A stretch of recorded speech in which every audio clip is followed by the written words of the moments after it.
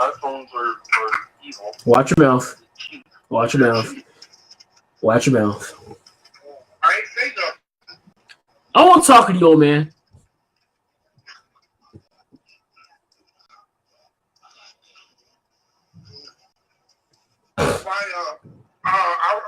My cousin just got deployed to Afghanistan, guys. Jeez. Definitely send prayers for him. He left last night. On my father's side. Yeah, I'm definitely sending prayers in for him, dog, because I know it's a mess out there. So I know it's not an easy job. Now, my cousin on my mother's side from New York, man, that idiot's supposed to be coming to pick me up Friday, so we could go to WrestleMania. But so you're actually going to be suffering there at WrestleMania? Yeah. Tough kid. Well, I'm just going for the damn main event. I could care less about this. Well, of course you would only be going for the main event.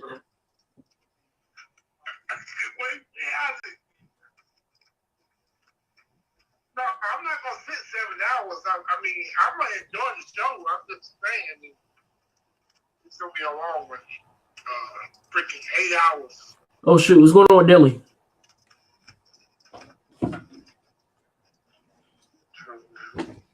Oh, it's these last few days have been a mess. Like I'm still like in disbelief about this whole Nipsey Hussle situation. I want to comment on that. I heard of his music and he's pretty good. I don't understand why that guy did what he did. He was trying jealousy. Just pure jealousy. Greed. Whatever, pick a 7. Definitely praying for Dilly, dog. Hopefully everything is gonna be all right with him. Well, at least the cops know who he is, so hopefully they find him. No, he's been arrested. They actually have him in custody now. So maybe he didn't die before he got arrested. Just saying. Yeah, I'm actually surprised that he was found alive. So.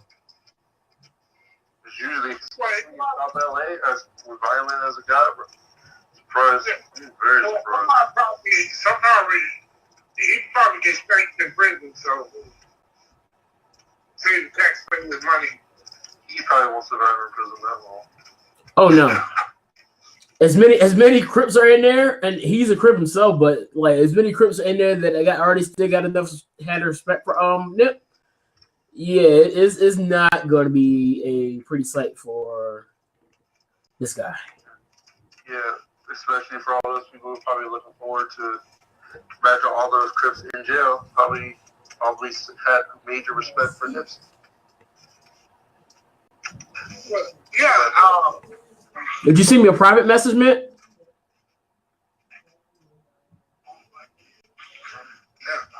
You mean this Mike guy that says Coco Beware is one of the worst inductees next to Shawn Michaels?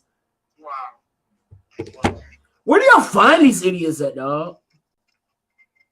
Apparently that guy didn't see Drew Carey or Donald Trump. No, Donald Trump is in the Hall of Fame, but Coco Beware and Shawn Michaels are some of the worst inductees. Shawn Michaels is a bad inductee. No, I'm not about to sit here and just like smooth my way past that. Like he didn't just say that. Oh, no, I don't respect you too. Man, tag me in this feed. I'm sorry. Just tag me in it. Of course it's Yep I Love Wrestling. It's a bunch of idiots in there. If it's not Yep I Like Wrestling, it's Where's it from? Yep I Like Wrestling. You don't like wrestling if you say that. Huh? You don't like the wrestling if you say that. Look, dog, I kind of realize the wrestling community is a direct sample of what society is like. If you want to know how society is, look at the wrestling fans. And this Mike guy is just a prime example of what I'm talking about. And I don't know if he might just be saying this just for the reaction. I don't know. He's either saying it for the reaction or he's just that stupid. Take your pick. Huh? Coco Beware, yeah, Coco Beware is already in. He said he's one of the worst. Some dudes say he's one of the worst inductees. Oh, Jesus Christ. No, he's not. No, he said, no, he gets better. He said Coco Beware is one of the worst inductees next to Shawn Michaels. That guy's an idiot. I'm from Texas, man. I respect Shawn Michaels. Yeah, early in his career, well, not early, but, back in the 94 mark to the 96 mark, he was a backstage and politicking little bitch like Hogan, but he got his shit together and actually had one of the best damn careers you could have late in his career. That post-2002 run did him a lot of good. Well, becoming a father and becoming a Christian really helped him, too. It helped straighten out all that wildness he had back in the DX. 5-star match after 5-star match after 5-star match. I found the idiots. You found him? Okay, so his reasoning. Listen to his reasoning. His reasoning is because he had something to do with the screw job involving my favorite wrestler, Bret Hart. Oh, he must be Canadian. That's probably why. He's probably Canadian because the Canadians, people from Montreal still hate that. Did he though? From what I'm seeing, no. Like, did he have anything to do with it? He probably did, but you know how politicking was. Like, politicking to keep your spot is nothing new. Oh, Tony Neeson, what's his name, is brawling. Nice. Right. Oh, snap, Ready Neese. My fault. Tony and Buddy? Yeah. You do know Saturday and Sunday, Buddy's already beaten Tony Nese for the title, right? That means Tony's beating him Sunday. That's what that means. We're going to have a new Cruiserweight champion on Sunday night, guys. And his name is Anthony Nese.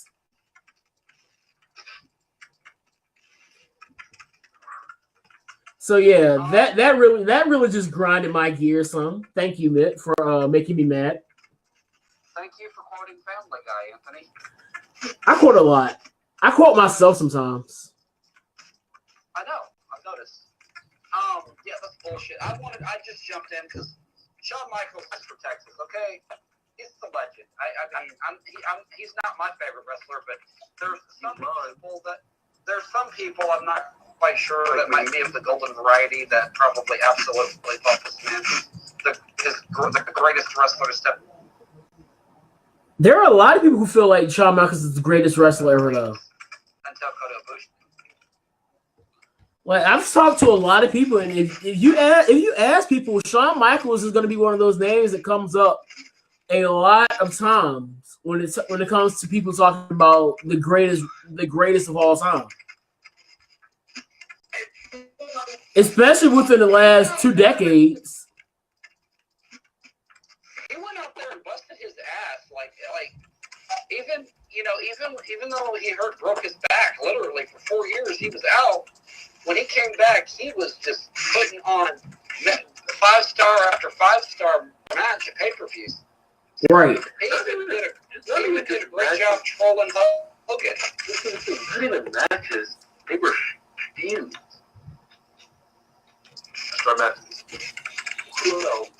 I remember what was it? Survivor Series where it was Team Austin versus Team Bischoff. And just the way that they had Shawn Michaels go all out in that match, I was like, dog, there's no way that this man cannot be put into the conversation of the greatest of all time. Hey, remember, this is on his second leg of his career. We're talking about some idiot that said that Coco Beware is one of the worst Hall of Fame inductees next to Shawn Michaels. And he said because he doesn't like Shawn Michaels because he had something to do with the screwing of Bret Hart. But let's go ahead and move on to the show. We're gonna start off. SmackDown Live was in Baltimore, Maryland. Pretty good crowd tonight. I do have to give credit to the crowd. They really were alive tonight. So was DC from what I saw. I didn't watch a lot of it. My mind was just all over the place yesterday. Still is today, but for different reasons. But nonetheless, it was a pretty solid crowd for both nights. Crowd tonight was really, really good. And we started off with the Kevin Owens show. Kevin Owens show opened up with AJ Styles and Randall Orton. And we got some more shots being thrown back and forth between the two guys, too. And I'm interested in this match a lot. I do have to say that this match is one of the ones that I'm looking forward to. It's actually one of the very few I have. This match, the Cruiserweight match, even though a lot of people are still sleeping on it. Obviously, Kofi and Daniel Bryan, which we'll talk about in a few minutes. And then my interest definitely grew back in on the women's main event. So outside of that, take over me, please. Because I could care less about the rest of his stuff. Finn Balor coming in as the D. That's but yeah, I think Randy's gonna win, but I'm gonna hold on to that for predictions on Thursday. So what did y'all think about the opening segment? What do you think about what? The opening segment, my fault. Kick me out. I thought it was good. I really think that match is going to be very good. What match? Randy Orton versus AJ Styles. Oh yeah. That's gonna be a good match. Okay. But I don't think they ever fought each other, so that's gonna be a good match. Yes, they have. Yes, they have. Oh, they have. In 2016, I believe. 2017. That was the bad year. Well, still, it's gonna be a good match. Because this is how I remember it. They teased that. You remember how AJ went for the phenomenal forearms tonight, and then Randy countered it into the RKO. Yes. They teased it in that match. They might have done it too, but I know it was one point he went for it, and he saw Randy was going for the RKO, and he jumped back down into the apron. So I want to say something what AJ said about telling Randy Orton that he only has one move. I mean, I kind of agree with AJ. I mean, have more than one move. But here's the thing about that. For the longest time, how many people did you know had more than one move that they could just like finish all matches with? When Stone Cold was in the match, how did he win nine times out of 10? How did Stone Cold win his matches? Stunning. The Rock. Randy Orton. You see where I'm going here, right? Yeah. So I mean, the guys that it's a lot of guys now that can finish matches off with more than one finisher. AJ Styles is the perfect example. He has the phenomenal forearm. He has the Styles Clash. He's won matches with the Springboard 450, and then he has the calf crusher. He doesn't do that anymore. Go ahead, James. Here's the thing, guys. But I think in what Randy Orton said about the indie wrestler, I think that was blatant disrespectful. I mean, look, let's be honest here. This is nothing new to anybody that's been watching WWE for the last few years. They have done this to the indie wrestlers all the time. It's like they always talk about how you did nothing but wrestle in gymnasiums and bingo halls. Meanwhile, AJ Styles wrestling in nobody. They're never going to mention this, but AJ Styles was a member of WCW for a short period of time. They would never mention that AJ Styles wrestled for WCW. They would never acknowledge AJ Styles' career in at TNA. They would never ever talk about. No, they talked about it, but they won't mention it. Realize Randy Orton never talked about how he was in some of the top matches at the Tokyo Dome. They're not going to say, "Oh, AJ Styles was a." Here we have AJ Styles taking on Randy Orton. He's a former IWGP Heavyweight Champion in Japan. Like, what? What did you? Vince would be like, "What did you just say? What did you say? No, cut it. Cut it off. You're fired. You're over. Get out of here." And Ralph, yes, I definitely agree. This is kind of what, and this is what Randy Orton's been doing. When he came back, his thing was he was going to take out every single person that the fans idolized. And what has been the big thing that a lot of the WWE homegrowns have been complaining about through their promos? The indie darlings and how the fans idolize these guys like AJ Styles, Devitt. Maybe the homegrown guys should just get better. Or It's not even that. They don't. How many homegrowns do they have? You have Roman Reigns, Baron Corbin, Mojo. I don't even count. You know what? I don't even count Velveteen Dream in that conversation. he's NXT. But no, even then, he was an indie guy at one point. He was a tag team champion with Leo. People don't realize that.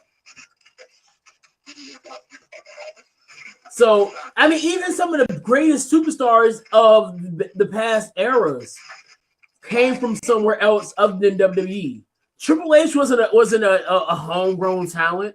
Stone Cold wasn't a homegrown talent. Kane wasn't. Undertaker wasn't. Undertaker was Vince McMahon's greatest creation outside of WrestleMania. Undertaker was the greatest creation that Vince McMahon ever created outside of WrestleMania. Was not a homegrown talent though. I mean, it was a homegrown character. That's one thing, but Undertaker was wrestling for other companies. WCW. So it's just like this is nothing new, but they continuously use this story because it works. Because a heel using that to kind of discredit a guy that worked in the Indies for 10 years is nothing that we haven't seen before. If anybody watched the first season of NXT and saw how Daniel Bryan and The Miz started their rivalry, you would know this is nothing new. It's just that typical storyline that works. And WWE does this all the time. They'll take something they'll rehash it, but for some odd reason, it still works and is working right now. How many times have we heard people talk about how Cena has held people back in storyline? A lot of people. How many times did those angles work? They worked on Cena. But they worked a lot of the times. It even worked when Miz did it. The match was bad, but that mixed match that they did, match was bad, but the deal was great. Well, it's piss poor as they book NXT talent. If you're not an indie darling, you get a piss poor booking. See, that's another story for another time because that's gonna make me hot again. But I'm trying to be nice and calm, feeling lightheaded. Yeah, what did it say? He's saying because if you look at like how like they book indie talents for the most part. Now AJ is a different story. AJ is like that diamond in the rough. But when you look at the Sami Zayns, the Asukas, the Nakamuras, and the guys like that who have been just like given the shaft, the Damos, the Killian Danes. Look, I call him Damo. My fault. No, you good. No, I forgot that's what you used to call him here. I mean, for the first 2 weeks, he was being called Damo in NXT. When he debuted, Corey Graves definitely said that's Big Damo. So he's been called Damo on WWE television. I remember watching that. I remember watching the debut live. That's how I remember that. But we'll talk about Sanity in a second too. But yeah, I enjoyed this. This was really a really good start to the show. So I've loved what they've done with this feud, and this is another one that I've been looking forward to. Randy Orton and AJ. It should be a really good match. I think this is one of the ones that people are going to sleep on. This one and Roman versus Drew are going to be the most slept on matches that are going to be like people are going to look back and say, okay, that was a good match. Then we had the Usos, Aleister Black and Ricochet versus The Bar, Rusev, and Nakamura. I mean, this wasn't really anything like that big of a match. The big thing happening here was the aftermath and how Alexa Bliss returned to SmackDown Live and announced that the Usos will be defending their titles against all three other teams that they just shared the ring with. And you want to know the biggest story out of all of this? Look at this. Who just had a tag title match last night? What's his name? Ricochet and Aleister Black, right? Yeah, I couldn't get it out for some reason. All right. Friday night, they have another tag team title match against the Warriors at TakeOver. Sunday night, they have another tag team title match for the SmackDown tag titles.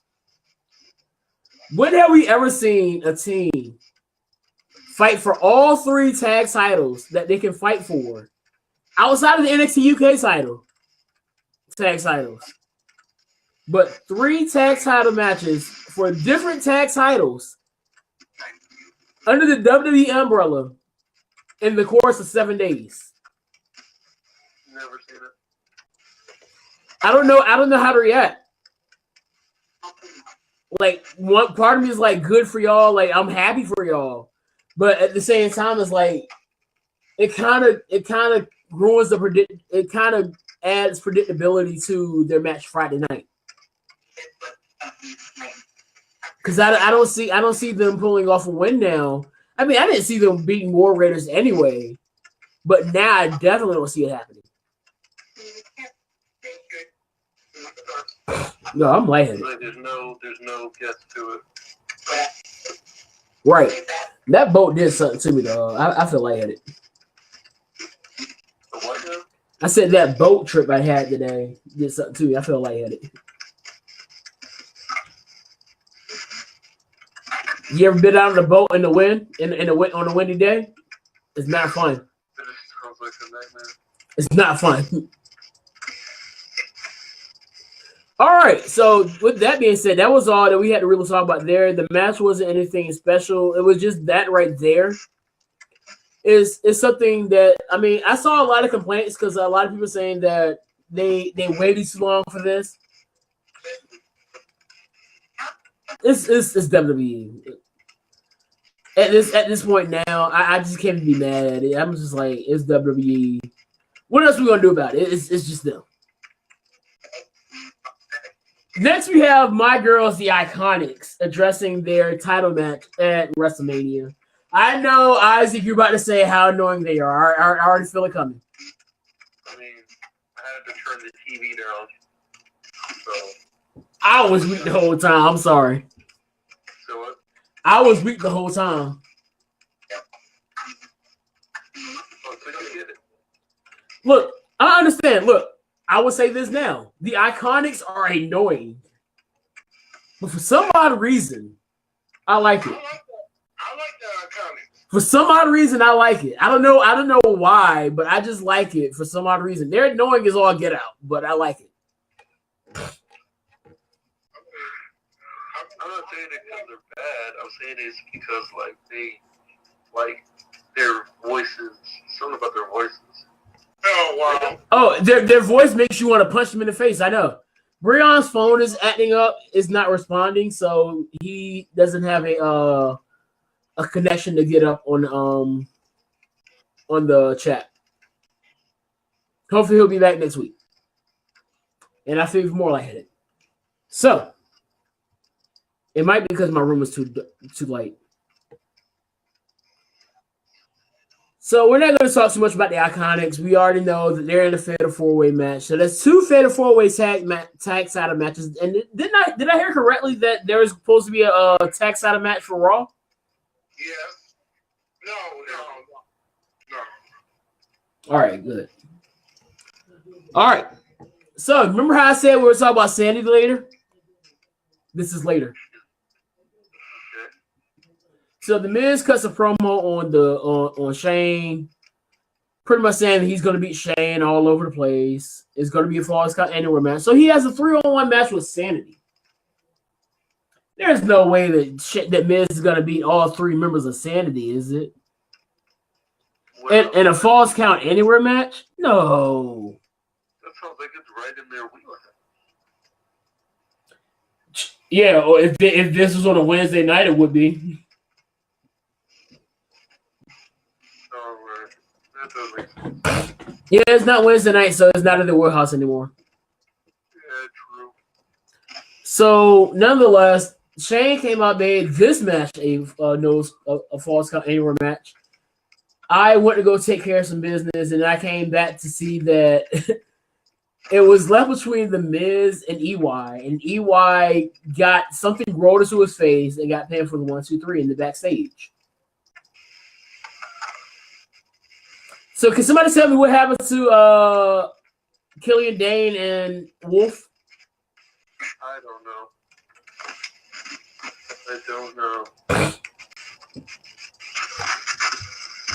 I mean, it was okay, I guess. I mean, this for something that's evolving in the man, this storyline has been very underwhelming. It's had its good moments. The Miz cutting promos have been some of the best stuff about this, but when they interact together, it's just kind of like, even the brawl last week where he was fighting off 20 other people was just kind of.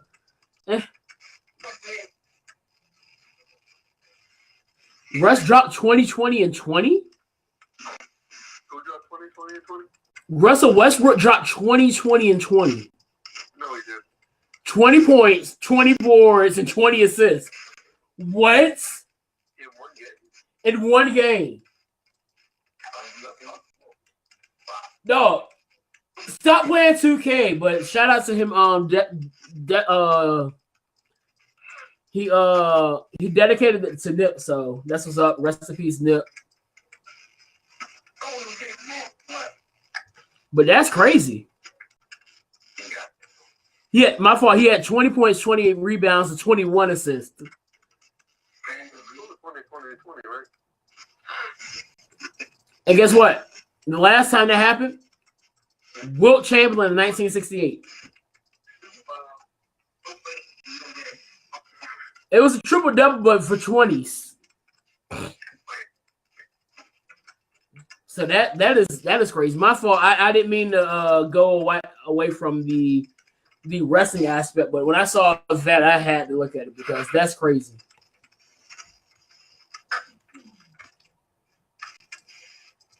All right. So where are we at now?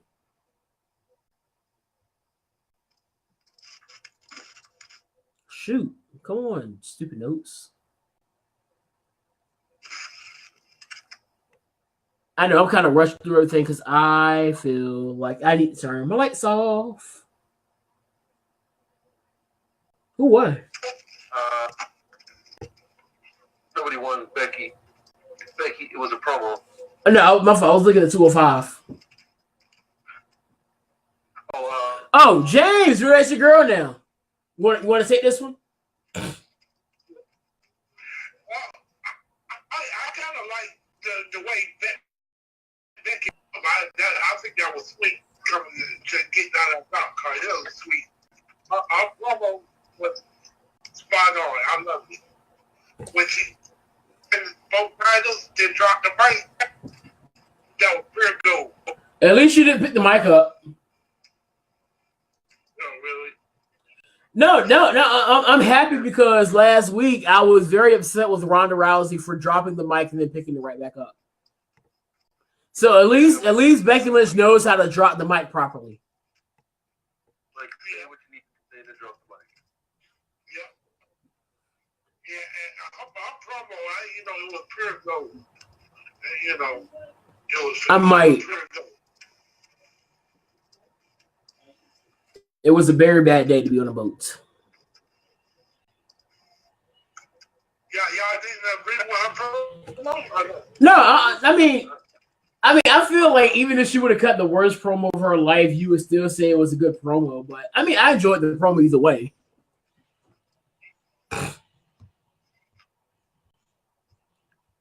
Just from the last 24 hours, my interest into this storyline definitely has increased. Because I know leading up to this, I was kind of just like over it. And it wasn't Becky's fault, but like the stuff that was going on around it just didn't make a lot of sense. Ronda Rousey,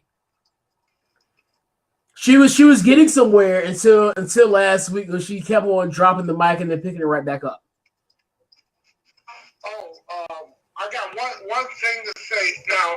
Becky is going to be on Fox 5. I'm sure it's hell can't.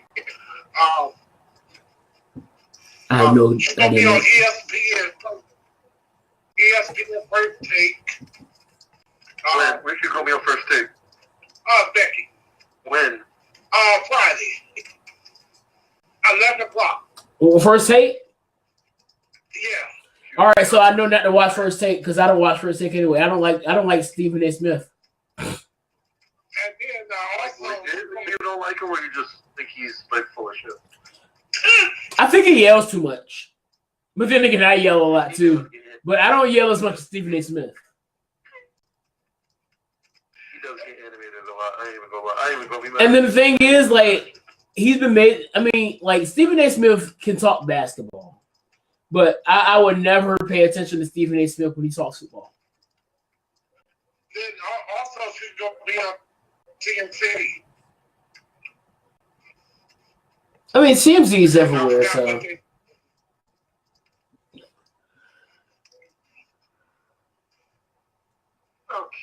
Oh, speaking of which, Do you really think Shannon's gonna get involved?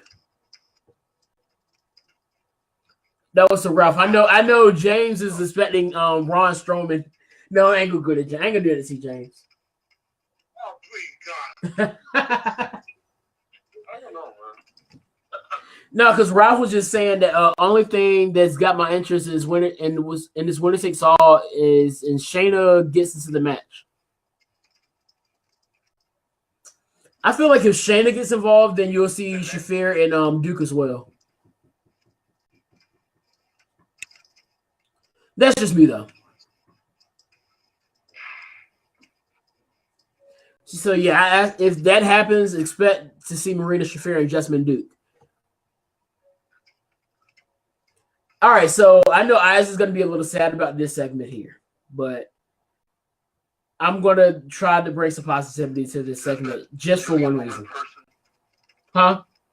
Is this a million person match or whatever? Yeah, the 18-person mixed tag team match. At first, I was like, this is just going to be all over the place, and it's just going to be bad. But it was actually pretty entertaining. It was sad because it was sad. The saddest moment about this is realizing that last week Asuka was the women's champion, and this week she's in a battle royal match that means absolutely nothing. I personally was thinking that they should just have the winner of the Andre. The winner that should be challenging for the Intercontinental Championship or the U.S. Championship, and the woman should be getting a woman's shot at. I don't know if it's Backlash or Payback this year. So whichever one is coming up, I wouldn't do it at this next Saudi show, but I would do it at Backlash or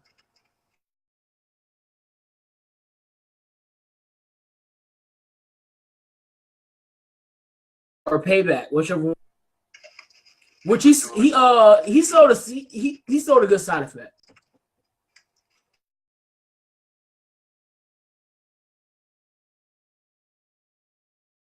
Some of this was that little the little corner move that Jeff and Matt does, and they went for their version of it, and then Matt Hardy looked. It was like wonderful,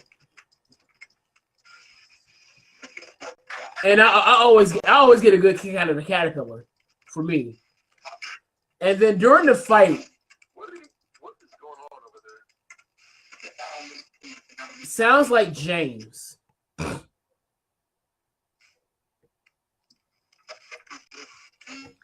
Sounds like Otis. But Otis was had a stare down with Mandy Rose. And if anybody knows anything about Otis and his Twitter and Mandy Rose, knows that Otis has this huge crush on Mandy Rose. That's just weird.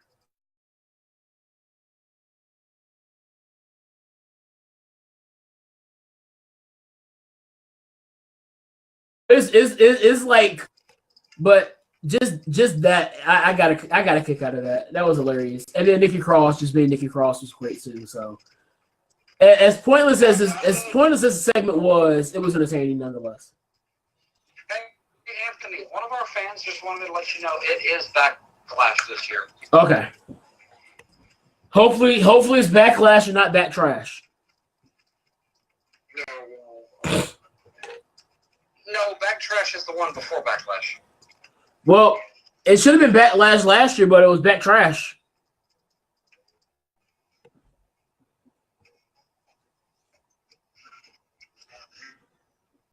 You know what I mean. Last year's Backlash was garbage. All right, so what's next?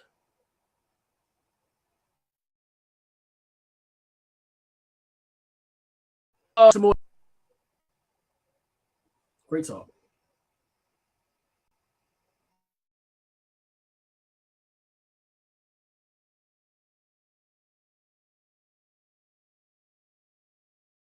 You want to sit there and get everything set up. So what happened in the Samoa Joe match?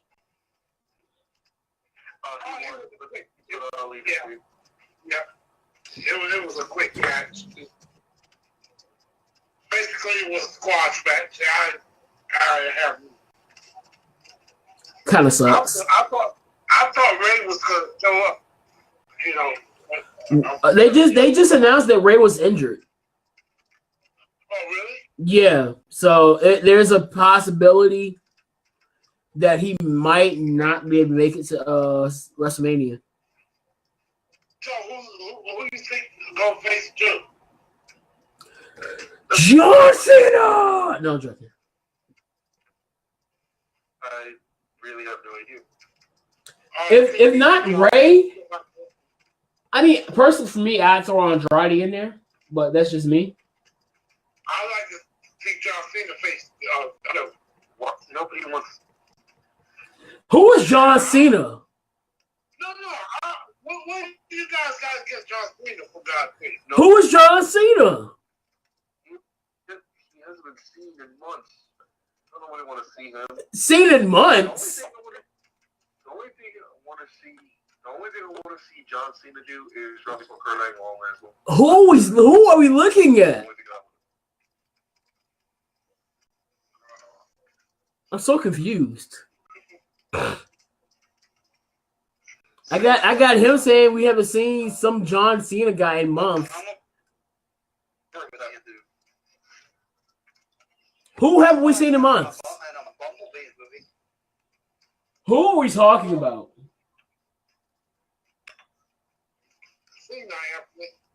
John Cena enough. John Denner?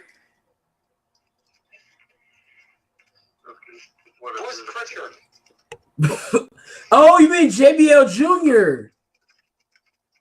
Yeah. Okay. Jumanji's not in here, so it's not a problem. Yeah, let JBL Jr. continue making movies. Y'all, you already know how I feel. How I'm feeling. I love it. I'm a Corbin fan, so you already know. I have no problem with Corbin facing Angle.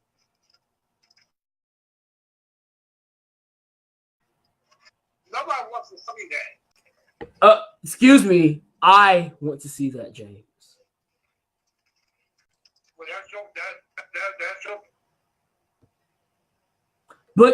But James, you just said out of your mouth that no one wants to see that. But I'm going to tell you, I want to see that. Well, if my dumbass cousin come and pick me up and Friday, hopefully I'll be able to see it. But And you're going to see it too, and you're going to like it, okay? You're going to love that match. Hey, Anthony, I got a question for you. It is not SmackDown. It's about that match. I really wanted to ask you this. Ask away. Even in this Baron Corbin and Lance are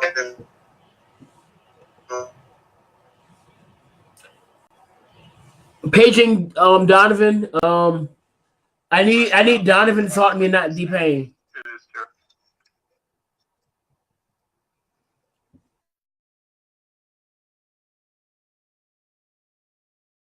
is true. All right, try it again, Donovan. you can hear me? Somewhat.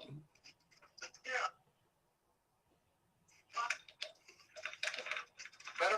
Yeah.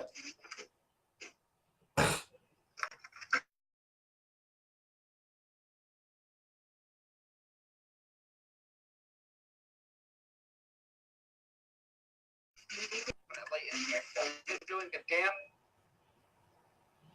good. Nope, I can't hear you no more.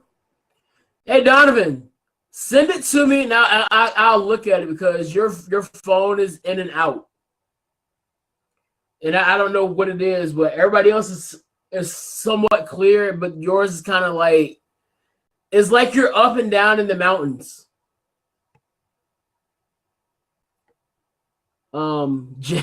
Maybe James will win the women's battle royal.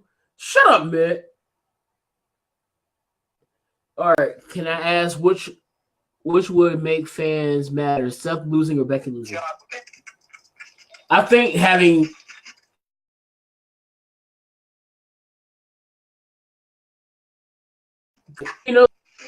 will probably make fans matter. So James is going to be very upset.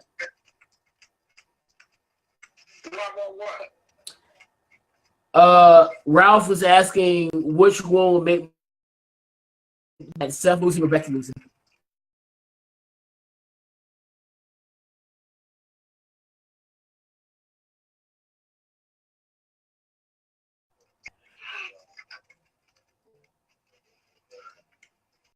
What are the choices?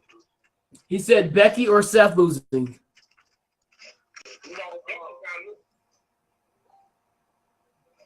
Becky's not losing. Becky's losing.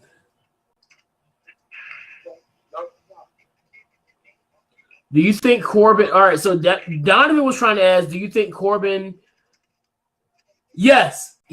Do I think that Corbin is the next heel Miz-esque character? Heel, you love to hate? Yes. And here's why I said 6-7 years ago. Everybody hated the Miz, right? Matter of fact, it's the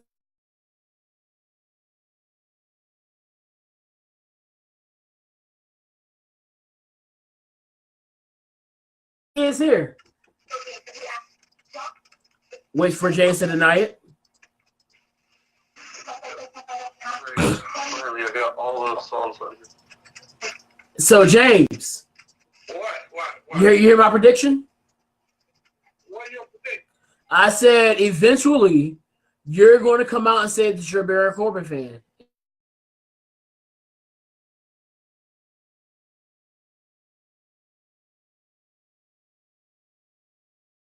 Niles. No, I would never say that. You also told me that you would never be a Miz fan. You remember that, James? You remember when you said you weren't going to be, you would never be a Miz fan? Well, What? Huh? I changed my mind. I changed my mind. You changed your mind. So what makes you think you want to change your mind about Baron Corbin? Because this is America. I can do what the hell I want to do. That's not a reason, James. Yes, it is. Yeah. He's a huge Charlotte fan. No, I'm not. No. James, you used to be a Charlotte fan. No, I haven't. No. But yes. If it ain't Becky or Carmella or Dakota Kai, let them kiss my ass. I'd be sure to let Bailey know you and Ali know you said kiss their ass. I mean Bailey. I like Bailey too. And Ali. Mm-hmm. And for the great. Don't forget you like Nikki Bella. Master Roshi. No, I don't. No. That's not what you told me and Breon. I changed my mind. Speaking of fickle, see how I just like take that and segue it into the next segment? I'm good at this. Speaking of fickle,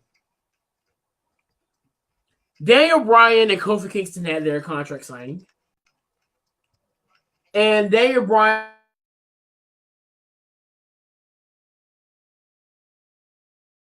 one of the life lessons that we should all listen to, because Daniel Bryan dropped some good jewels here. The one thing I realized, I actually had a conversation with one of my friends from band, and he told me, and it was probably the realest thing that I've heard in a while. Listen to villains talk, and you're gonna realize a lot of the stuff they say, they speak some real stuff. Daniel Bryan dropped some real jewels tonight. Life lesson number 1: never be complacent. No, Daniel Bryan dropped some jewels tonight. Don't be complacent.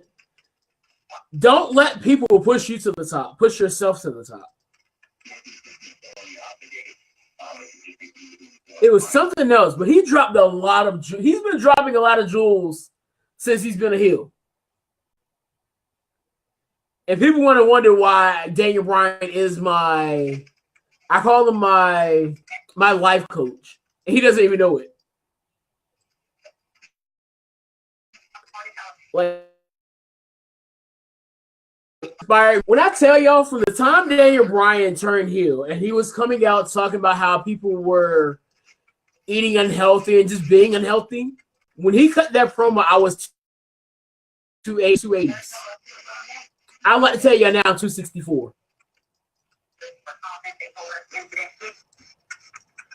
I'm down 20 pounds since Daniel Bryan's been talking about this stuff. He told me to change it. I changed it. Thank you, Daniel Bryan.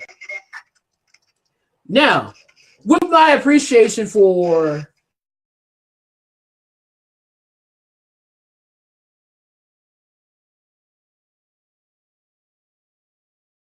his fools, I out to the entire world tonight like Kofi. And it got so touching that I definitely shed a thug tear. Yes, I had to share a thought. I had to shed a thought tear today because Kofi Kingston came out and said, "The more you talk, the more I realize you don't know anything about me. Our paths do not parallel."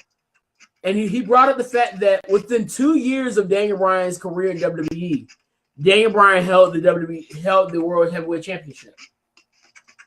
Kofi Kingston went 11 years before he even had a singles match for that title.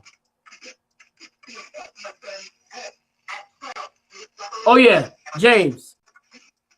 Just let you know you didn't you got to remember that you do like the Iconic as well.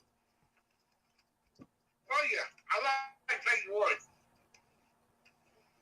We all know why.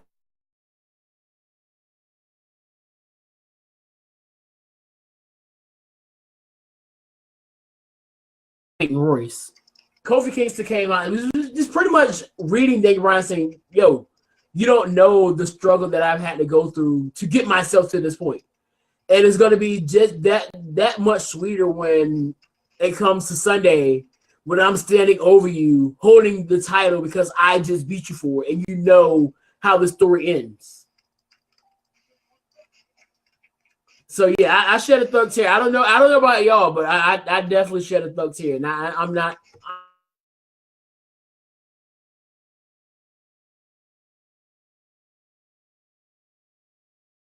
scared to admit it. And any comments on the segment? No, I liked it. I enjoyed it at all. It was no. It was just out in Nina Hunt. You know what else I realized? You know what else I realized? This contract signing didn't end in the fight.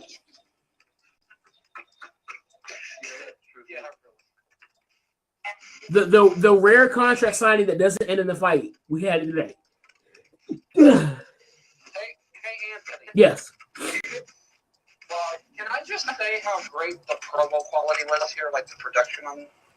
Oh yeah. Daniel Bryan has been killing it since this. I don't want to call it a heel turn. I want to since it. Heel turn game. Let's just say his attitude. Let's just say his attitude adjustment.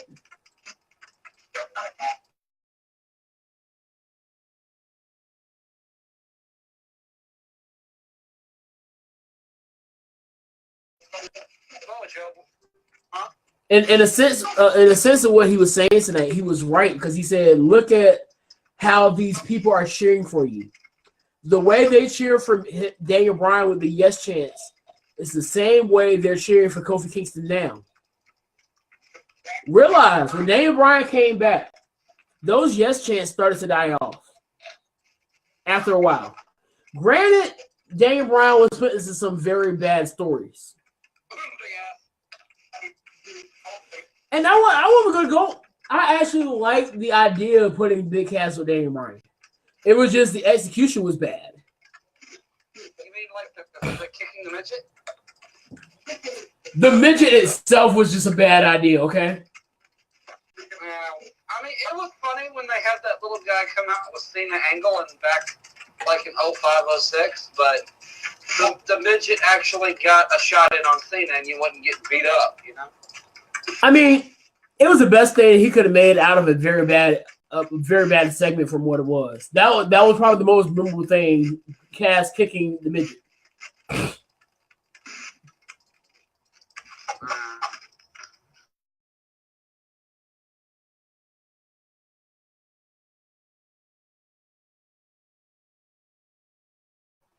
Bryan and Randy Orton, like a 5-star job. Oh, this match right here, I expect this to be. I'm gonna say it now. On the main card, I'm just saying the main card. This will probably be the match of the night. I'm also be honest with you about Cena, not Cena, about Randy Orton. People don't know is that just like Cena and Samoa Joe and Shelton Benjamin and Samoa Joe and a few others, Randy Orton and AJ actually trained together in the early 2000s. I believe it. When Cena was still known as Prototype and Randy was still training, AJ was that he was in development. So it's going to be really interesting to see how that plays out. Oh yeah. But I think it'll be like, I'm not even lying. Like the SmackDown card for WrestleMania I'm gonna quote Isaac. It looks dope. You know, here's my hot take on this WrestleMania. The hype has been kind of iffy. Let's be real. When you look at the card from a hype standpoint, the card doesn't look that good. Now, take away the hype. And Roman Reigns versus Drew McIntyre. Let these two guys go. You got a good match. If they let Finn Balor and Bobby Lashley work, that could be a great match. Baron Corbin getting this win over putting Kurt Angle out of his misery is going to be a great moment. I don't care what anybody says. Fight me. You'll love to hear it. The women's triple threat match is going to be great. For some odd reason, I feel like both tag matches could be really good. Especially the men's, because if they let those guys go out there and just put on a show, could be great. Now you look at AJ and Randy Orton. Potential show stealer. Randy, shoot. Lost my train of thought. Reggie just hit me up. Daniel Bryan and Kofi. My match of the night. Just that by itself can really make this WrestleMania that much better than what people are already expecting it. All is gonna depend on execution. Letting these guys do what they need to do to go out there and put on a great show. So far, WWE has not put on a bad pay-per-view this year. I have to say it. The pay-per-views WWE's put on this year have been solid. Don't mess it up Sunday. I mean, the bad pay-per-views coming like after WrestleMania, but I'm hoping that they keep they have some sort of a momentum right now, so I'm hoping that they keep it up and don't mess it up. We'll have to see how they deal with it. Oh, that's a good question, Gold Card 99. This is a question for Isaac. Do you feel that WWE Creative is actually going in a more positive direction since Royal Rumble? I mean, it's all about consistency. I feel like you just got to keep doing this. You can't just all of a sudden do a 180 story. You know what I mean? And the thing, I feel SmackDown has taken a huge creative turn, and the wrestling quality is better. He says, we all know how inconsistent Raw is with the hit and miss. You know, with the hit and miss, good moments, bad moments, good Raws, bad Raws, stagnant, filler Raws, and then SmackDown is, he says, since Royal Rumble, SmackDown has just been killing it. oh Jesus! The former manager of the Braves, I think. He was hospitalized for a possible stroke. So, Who was it? Bobby Cox, I think he was evidently he was the former manager of the Braves, I believe, is what Jamie's saying. Oh shit! I know who that is, surprisingly. So yeah, this is a very bad few days. But I mean, my thing is just look at it this way. Everybody's still talking about AEW, how AEW is putting fear in Vince McMahon's heart. I'm gonna say I've said it once, now I'll say it again. If you want to see something or someone put fear in Vince McMahon's heart, I'm sorry, AEW is not it. If you really want your answer, look at Fox. Fox. Look at Fox. Fox is going to be that determining factor in how things change for either the better or the worse for this company. AEW, look, I'm be honest with you. AEW can't do anything right now. They haven't put on a show yet. AEW right now is a hype train that a lot of people are just hyping up, saying, "Oh, they're going to be the thing that's going to create this competition." Right now, all we've seen is who they have signed. We've seen the merch that they have going on. We haven't seen any in-ring action under the AEW brand. We haven't seen any of that stuff yet. So right now, all we have right now from them is they're the new kid on the block, and the new kid on the block gets a lot of hype. Now, we do know that they're trying to make a multi-million-dollar play. we'll see about that. But it's just Fox again. Like I'm saying, Fox has something over Vince already. AEW's trying to build its way up to say, okay, now we've arrived. Fox is like, look, you're going to do this, that, and the third, or we're going to cancel you. AEW can't do that. Anything AEW is going to make a change in WWE is going to take time. Fox can do it like that. That's why I say Fox is going to have a bigger influence on how WWE changes its product more so than All Elite. And I'm looking forward to All Elite. This is not me hating on AEW. I'm looking forward to it. But I'm a realist. I'm not a pessimist. I'm not an optimist. I'm a realist.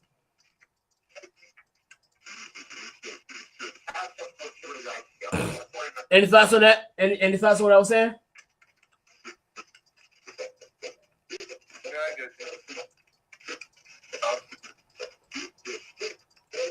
Did you see the latest? No, I have not seen. I've been slacking. I'm never gonna lie to you. I've been slacking on BCE. I'm gonna try again. I'm gonna try to catch back up. I might throw it on when I get off of here. But I just been slacking. I can't even lie to you, dog. So with that being said, y'all, we made it over an hour. It's time for final thoughts.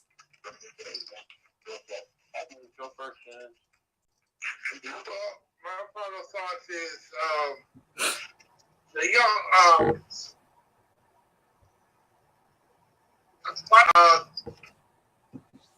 to that young lady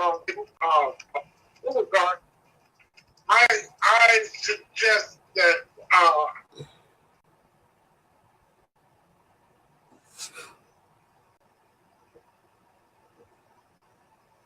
Are you talking?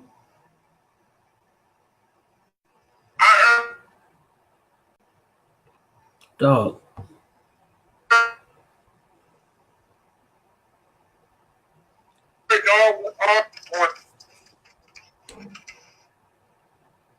Maybe it's just me.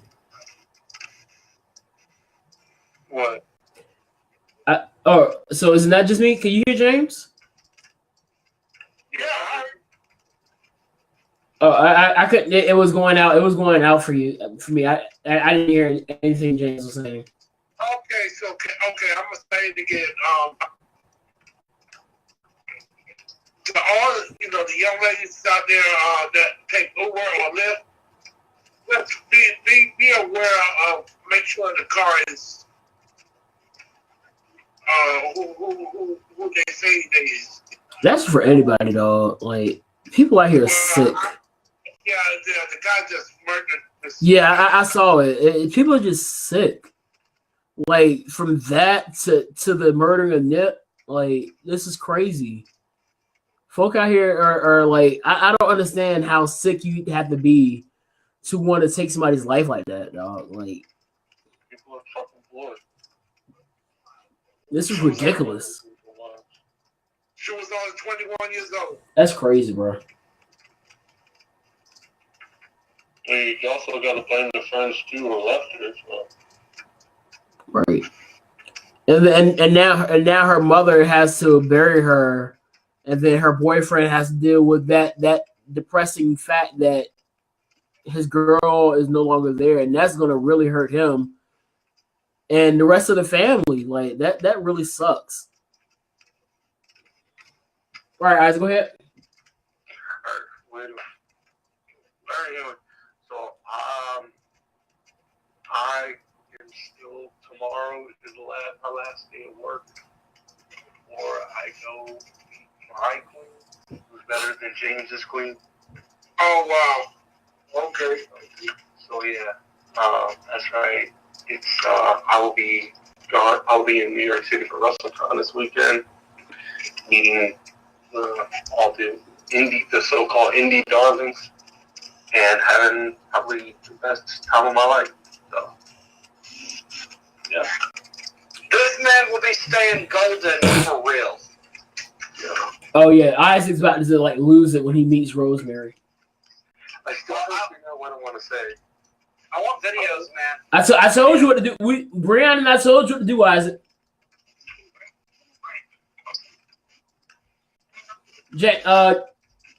Donovan, did you have anything to say before I'll finish it off? Yeah, I just had something real quick, man. I don't think this won't take but a minute. Kind of just like this was a great go home SmackDown.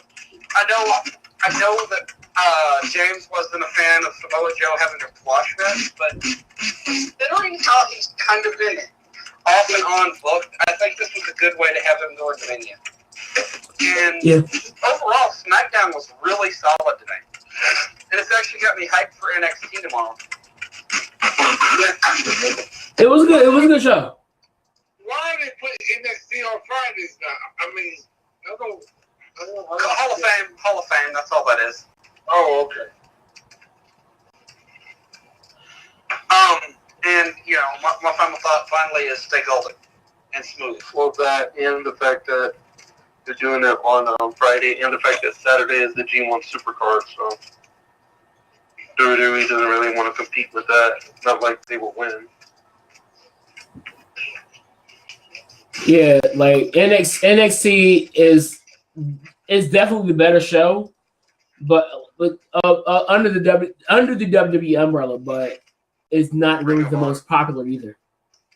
Yeah, like Ring of Honor and New Japan together in Madison Square Garden. Come on, no sane person is going to miss that unless you're WWE casual. Right. So my final thoughts is again, rest in peace Nipsey Hussle. They finally did get the coward of a killer, Nip. I'm surprised he actually was found alive. So my whole thing is, look, dog, I'm gonna be real with you. Keep your guard up, because it'll be the people that